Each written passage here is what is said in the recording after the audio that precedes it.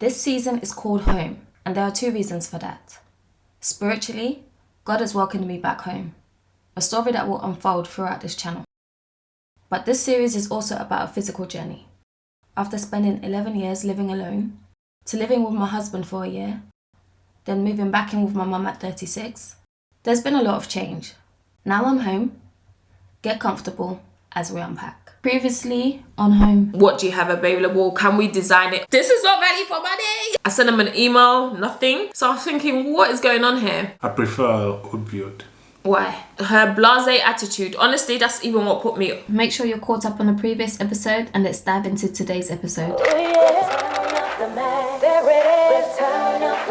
Once again, return of the man. Watch my flow. You know that I'll be back. Here I am. Return of the man. I've titled this passage, God Speaks. Job 33, 14 to 15. For God speaks again and again, though people do not recognize it. He speaks in dreams, in visions of the night, when deep sleep falls on people as they lie in their beds. Hello, my beats. Welcome or welcome. Sorry, yeah. Go. Hello, my beats. Welcome or welcome back to my channel. My name is Mary. I'm an natural hair and lifestyle content creator. And my name is Eric. I am the husband. We're gonna keep it simple moving forward. Thank you for tuning into episode 4, The Dream House. In episode 2, you remember Eric saying you couldn't like choose one particular property. You were like, oh this, oh babe this, oh babe that. As Eric said, I was on it. I was devoted to the cause of finding a house. Whether old or new, I was on Rightmove every day. Every single day, every minute. I was getting links upon links on my phone every single minute. I was like, babe, what is this?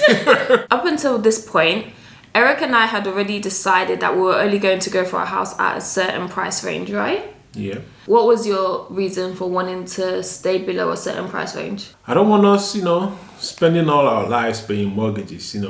We have to have fun, have to do other things. So I just want us to be on a certain range that we can be able to do other things. And I completely agreed with that. Come on, this comes from a girl who was traveling all the time, wanting to be doing date nights and all this stuff, right? So I was in agreement with Eric. So from before we even started looking, we already had a price range in mind that we weren't going to exceed. In the last video, I was telling you guys, 400,000 was way above what we were thinking of spending. Following looking at the new builds and seeing how much they cost, it kind of reinforced to me that I didn't want us to go above a certain price range, right? But at the time, I had a friend who was in the middle of purchasing her property. And just as Eric said, I was sending him links. I was sending her links. I was sending my sister links. I was sending different people links, okay? I'm sure they were really tired of me. So one thing she said to me, because I was sending her the links and she was seeing the price range, you can increase your price range, that you might be able to find a seller, maybe who's distressed, maybe who's desperate to sell. You can give an offer that's lower than the price range and still get a house that is more accommodating to your needs.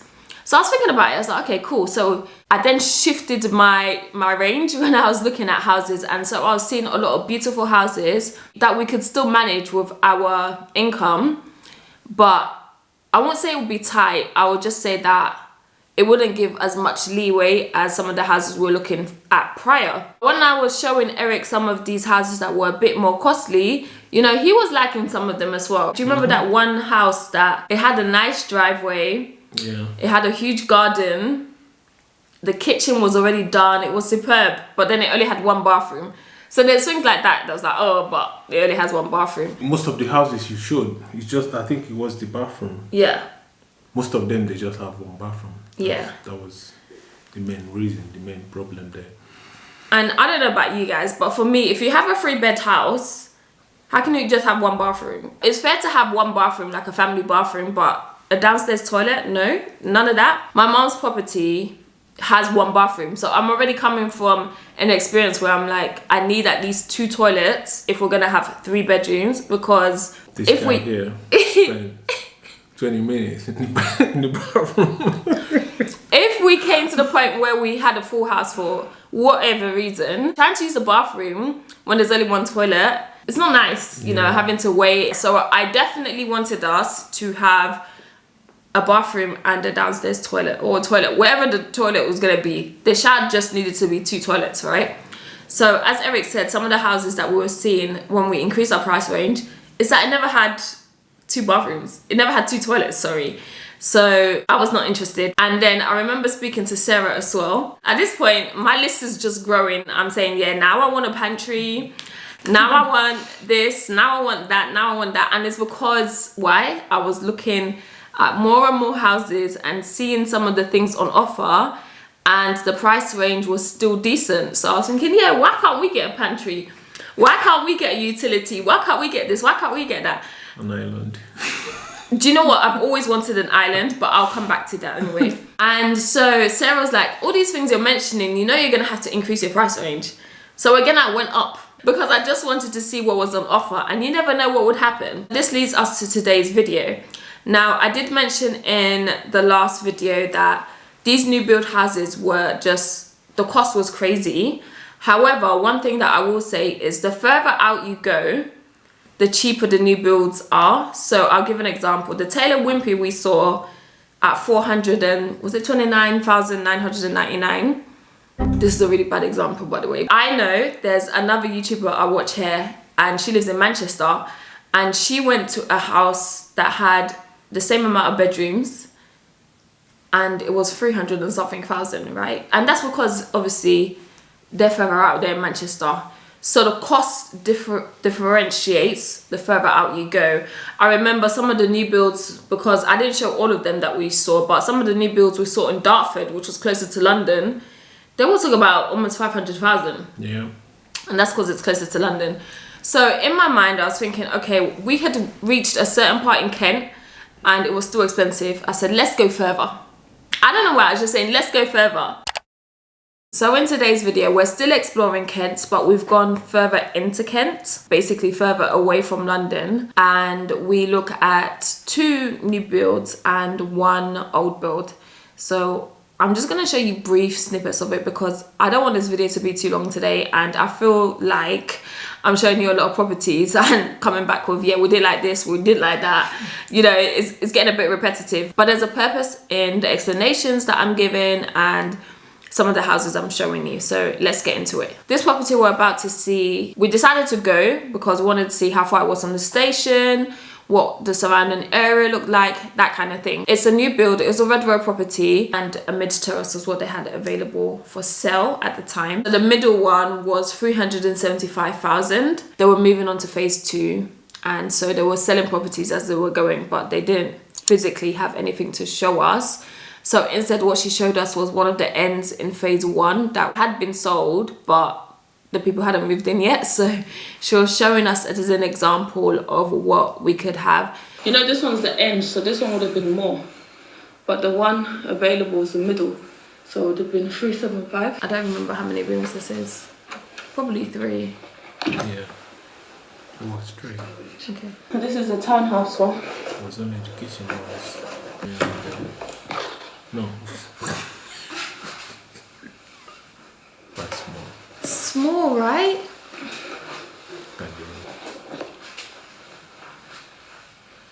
So double bedroom shower.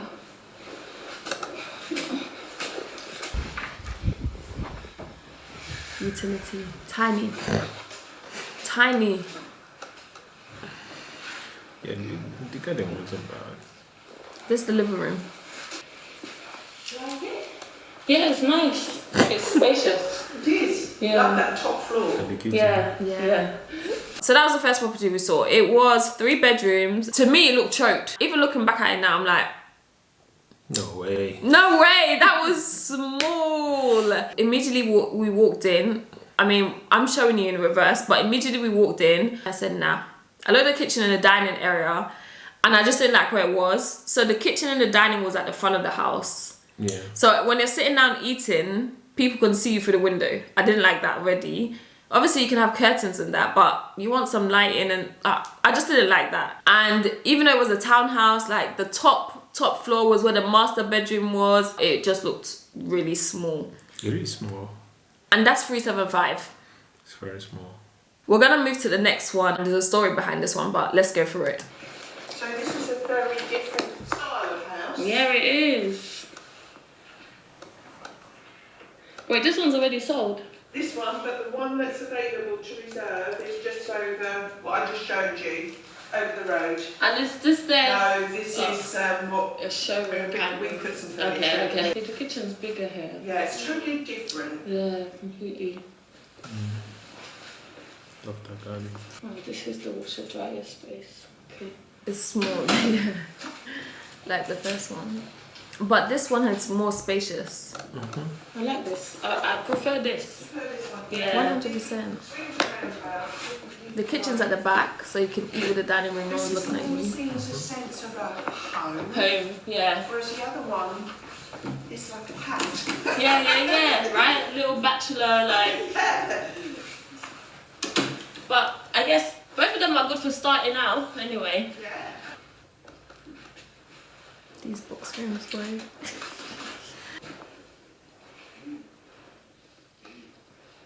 They probably won't. That was the second property within the same development. This one was a semi-detached property. I much more preferred that semi-detached. Yeah, so. It had a lot more space. We saw that one and we were interested. I'm not gonna hold you. We were interested. We said, okay, for a first time home, it's all right. We can make do with this space. And so we told the lady we were interested.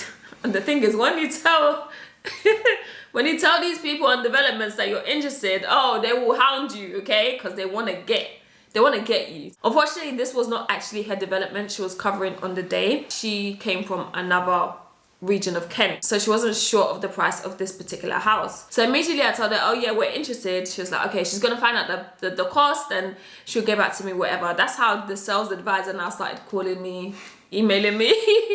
Anyway, so when he first got in contact, he confirmed that the price was 380,000. And I remember saying to Eric, oh, it's a bit much, it's a bit steep. I'll be so real with you guys. We're coming from the region of 250,000.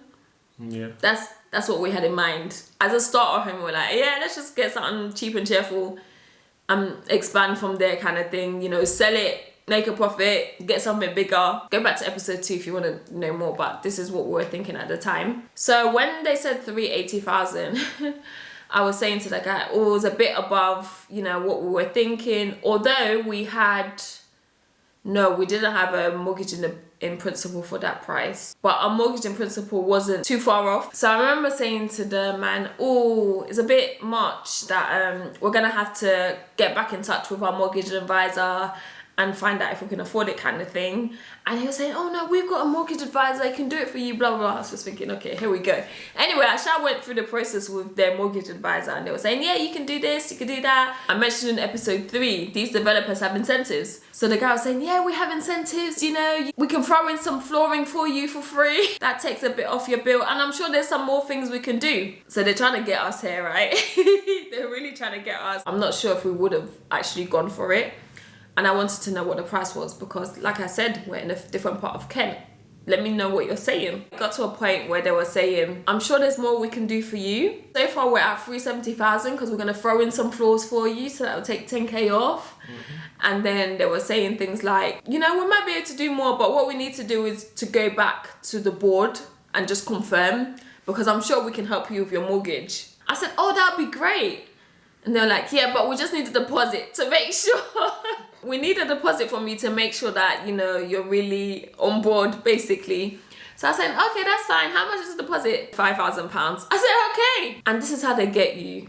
Please bear in mind and remember, new builds are already overpriced. So in as much as they're saying they're throwing incentives in, please note that you will still be paying for things. 380, I would say, is the starting price because we haven't even talked about what kind of cupboards we want. Do you know what I mean? Just know that it probably will increase. I did watch a video from a lady named Fade, I believe her name is, and I'm gonna leave her video linked down below simply because she bought a new build and she actually breaks down how much she ended up spending. We did almost get caught into, I don't know if we were really serious though. What do you think? I think we almost get tricked.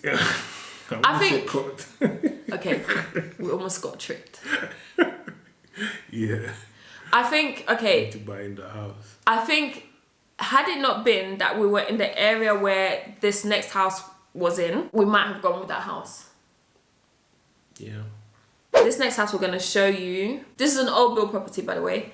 So he had liked it online, and then I had sent it to my sister as well, and I said to my sister, oh, we're going to see some new build properties around this location. This house is also available. But the reason I wasn't sure about us going to view the house was because, again, it's above our price range. And I remember when I called the estate agent at the time, the first thing he said to me is, have you got X, Y, and Z mortgage in principle? Because the seller's not going to go below that. That's the first thing he said to me. Already that was giving me vibes. I wasn't sure because I knew I was going to go below. I already knew I was going to go below. But we went to view it anyways. Since June last year. I made a mistake. The reason I started the video is because I want you guys to learn from this mistake I made. I don't want you ever to make it. The estate agent asked, how long have we been looking? I said, we've probably been looking since June last year. And then I told him that we had actually put an offer in for a house, but we pulled out. Already he was like,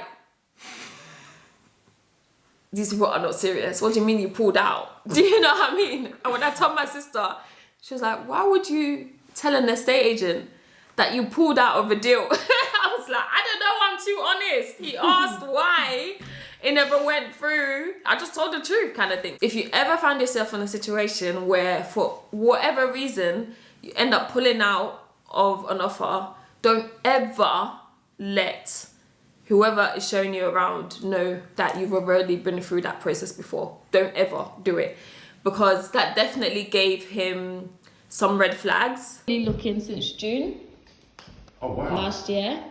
The thing is, we made an offer on the property and everything, but then we pulled out. So was that because of a survey, or? yeah, survey was like pull out. So this bit, he used this as his office when he used to live here. Okay. So this was his office. Mhm. And then in the middle here, this is all storage here. Okay. From this wall here, you've got underfloor heating. Spacious boy. Does it look bigger to you than the last one we saw? The office. I fell in love with this house, guys. After leaving him, we were driving back to London, and I just kept thinking about the house. But then I thought, let's be realistic. It's above our price range. We're not gonna go for it. So I just thought, okay, fine. We can probably just consider house number 2 that we saw on the day. And I was just thinking, okay, so what do I need to get in place? You know, but obviously by this time, we hadn't heard back from the sales advisor as to how much house number 2 was anyway. So I'm driving now, and then, first of all, Eric says, I never knew that you... Do you remember what he said? Eric said, I never knew that you booked to view that house. This was a sign. Oh, yeah, I said that. You remember? Yeah. And then I said, oh, yeah, I just thought, you know, we're in the area, let's see it. Usually all the properties that I book for us to view, he knows what we're viewing on the day. Like I always, anyway, like he said, I send him so many links. Sometimes he's just like, oh, so what we're viewing today? Which one is it we're viewing today, kind of thing. But property number 3, I didn't actually tell him we were viewing it that day. But he was saying, yeah, I'm not saying it's a bad thing. It's good that you booked to view it. I'm just saying that it's a sign that you viewed it, because we had already spoken about basically not viewing it. The particular reason why I said we shouldn't view the house, why I was thinking we shouldn't view the house, do you remember what it was? No. The station. When we went to view the new properties in episode 3, one particular property was next to a railway station. Do you remember? Yeah. And when I say it was next to a railway station, I mean the railway station was literally at the backyard. And where we were, where the cells, where the... In the office. Yeah, where we were in the office... We're further from the house. We're so far from the house, and yet when the train came by, it was so loud. And you're telling me the house you're selling, the train station's in its backyard? There's no way. The noise will be ridiculous. There's no way. So with house number 3, that was one of the things that was putting me off, because it said next to a train station. I was thinking, it's gonna be the same. It's gonna be the same experience, right? We waited for a train to go by. Tested ourselves to see if we could head a train. So what did you think? Yeah, I loved the house immediately. I set my eyes on it. It was really amazing, and I saw so many potentials in the house. Yeah. You guys already know Eric and his potential. We can have a barbecue hair, we can have this hair, we can have that hair. Okay, yeah. Yeah, you know. To be honest, even though I loved it, I took it out of my mind. And I was more thinking about house number 2, simply because I was thinking, oh, we're going to have incentives, oh, it's not going to be that expensive, blah, blah, blah, blah. But I didn't know the cost of house number 2 yet. So yeah, we were driving back to London, and I think we were about 10 minutes away from the house after viewing it. And I was pulling up to a traffic light, and then Eric said, oh babe, that was exactly the house I saw in my dreams, you know. The bricks, the outside, it was like literally same, exactly what I saw in my dream. It's important to note that Eric had this dream before even seeing the house online, to the point I don't even think he realised when looking at it online that it fit his dream. I think that's what I told you. I burst out laughing straight away. And I kid you not, for the Christians out here who've heard the story of Sarah, immediately I burst out laughing. It's like the Holy Spirit rebuked me, and I said, oh no, let me not laugh and be unbelieving like Sarah. I remember saying to Eric, well, if you're saying that's the house you saw in your dream, then let's see. He was saying, yeah, the fact that it's the dream house and you booked it without talking about it, basically felt like it all fitted together. We don't want to make this video too long, and obviously the whole point of this series is that it's a journey. It's a journey God has taken us on, and every detail is important. So we're gonna leave it there for today because I feel like we've spoken a lot. I don't want to give too many information, so we want to keep you guys in suspense. Okay. Like, oh, what's going on? What's next? Sorry, content creator. Tune into episode 5 to find out what transpired with the dream house. I'm gonna call it the dream house because it's the house Yeah, that's the dream house. Thank you so much for watching. And don't forget to like, comment, and subscribe. Love you guys. Bye. Bye. Turn up the match, my flow. You know that I'll be back.